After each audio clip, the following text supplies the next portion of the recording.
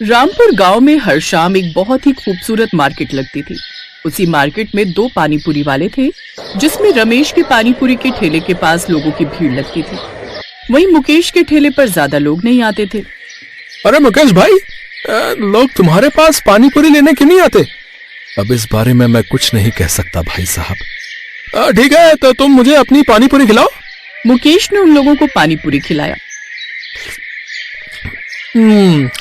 भाई साहब, तुम्हारी पानीपुरी का स्वाद बहुत अच्छा है। पता नहीं लोग उसके ठेले पर ही क्यों जाते हैं।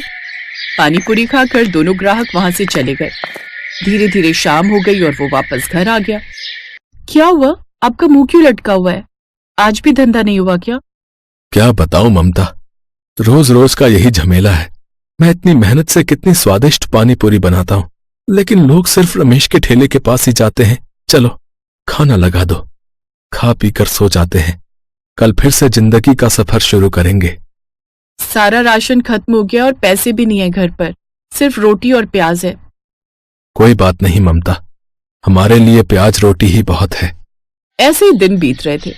एक रात उसकी बेटी बहुत बीमार पड़ गई। देखो ना, हमारी गुड़िया बहुत बीमार हो गई है, जल्दी से वैद्य जी को बुला कर लाइए। ठीक है ममता, तब तक तुम गुड़िया का ख्याल रखना। मुकेश थोड़ी देर बाद वैद्य जी को बुलाकर लाया। वैद्य जी ने उसकी बेटी को देखा और कहा, तुम्हारी बेटी को तो बुखार ने अंदर से जकड़ लिया है। इसे ठीक होने में तो ज्यादा वक्त नहीं लगेगा, लेकिन फिर भी बहुत मुश्किल है। ये सुनकर ममता और मुकेश परेशान हो गए। वैद्य जी, ऐसा मत बोलिए। हम गरीबों की जिंदगी में अभी तक परेशानियां कम थी, जो एक और परेशानी दे दी भगवान ने हमें। किसी भी कीमत पर इसे ठीक कर दीजिए। तुम्हारी बेटी को ठीक करने के लिए एक खास जड़ी बूटी की जरूरत पड़ेगी। वो जड़ी बूटी यहाँ से 10 किलोमीटर दूर एक घने जंगल में मिलेगी। क्या तुम ला सकते हो? वैद्य जी, मैं कैसे भी करके वो जड़ी बूटी ले आऊंगा। आप मुझे बताइए, वो जड़ी बूटी दिखती कैसी है? मुकेश, वो जंगल बहुत खतरनाक है। उस जंगल में बहुत भयानक भयानक जंगली जानवर रहते हैं। खतरनाक भेड़िए उस जंगल पर राज करते हैं। उन भेड़ियों से बच के तुम्हें वो जड़ी बूटी लानी होगी। उस जंगल के बीचों बीच बहुत सारे सफेद फूल लगे होंगे। उन्हीं फूलों के बीच हरे रंग की पत्तियां दिखाई देंगी। वो पत्तियां ही तुम्हें लेकर आनी है। ठीक है। मुकेश पैदल ही उस जंगल के लिए निकल पड़ा और 1 घंटे में ही जंगल में पहुंच गया। जंगल के अंदर पहुंचते ही उसे बहुत सारे चील, कौवे और गिद्धों ने परेशान किया, लेकिन उनसे बचते हुए किसी तरह वो जंगल के अंदर घुस गया। ये जंगल तो सच में बहुत खतरनाक है। अब मुझे किसी भी कीमत पर जल्द से जल्द जंगल के बीचों बीच उस जड़ी बूटी के पास पहुंचना होगा। मुकेश थोड़ा और अंदर गया, तभी उसे जंगली कुत्तों ने चारों तरफ से घेर लिया और उस पर अटैक किया। मुकेश किसी तरह वहां से भागा और एक पेड़ के ऊपर चढ़ गया। कुत्ते नीचे से भौंक रहे थे, तभी मुकेश ने पेड़ से एक बहुत मोटी डाल तोड़ी और फेंक कर उन कुत्तों के ऊपर मारी, जिससे वो सभी कुत्ते वहां से भाग गए। मुकेश अब फिर से नीचे उतरा और जंगल के अंदर जाने लगा। हे ऊपर वाले, मुझे एक बार बस वो जड़ी बूटी मिल जाए।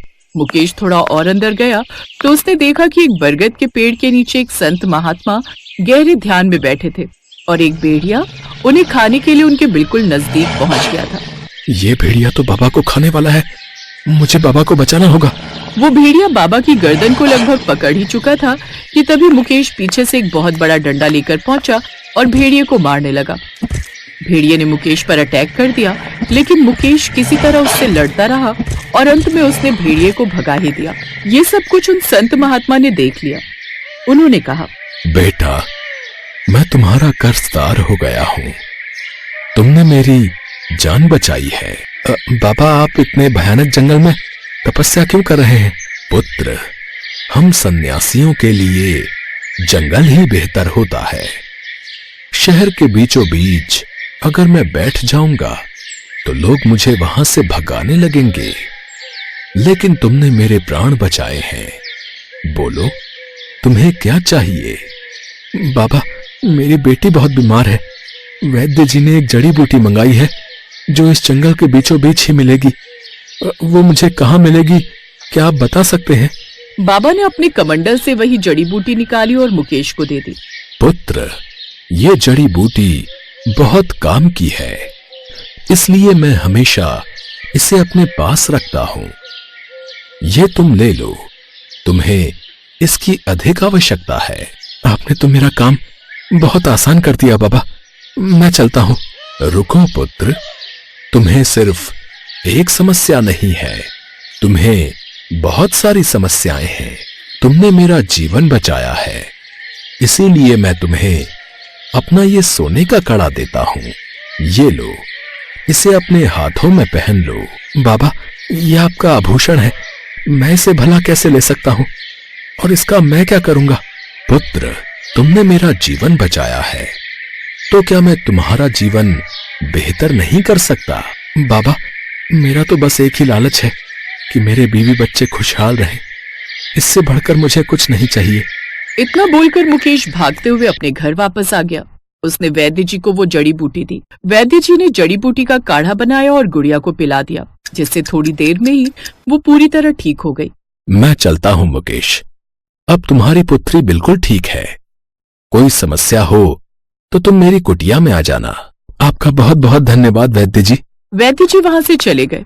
उनके जाने के बाद गुड़िया ने मुकेश के हाथ में सोने का कड़ा देखा। पापा, ये आपके हाथों में सोने का कड़ा कहाँ से आया? अरे हाँ, मैंने तो ध्यान ही नहीं दिया। मुकेश ने अपनी बेटी और पत्नी को उस जादुई कड़े के बारे में सारी बात बता दी।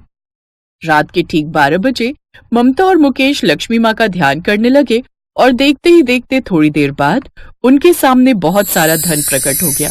ये तो चमत्कार हो गया, अब तो हमारी सारी समस्याएं खत्म हो जाएंगी।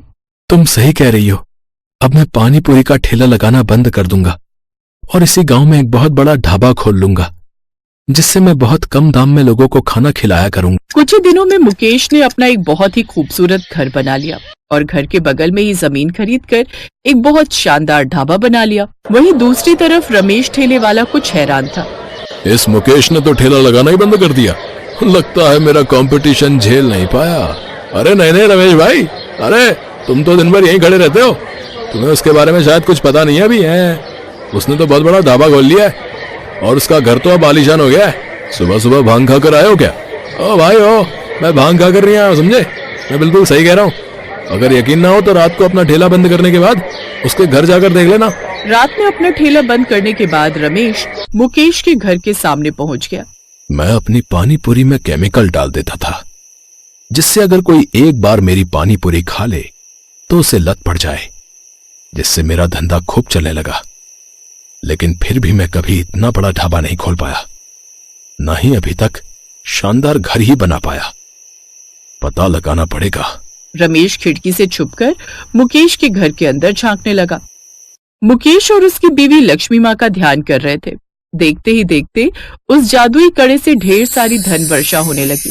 ओह, इसका मतलब ये सारा कमाल इस जादुई कड़े का है।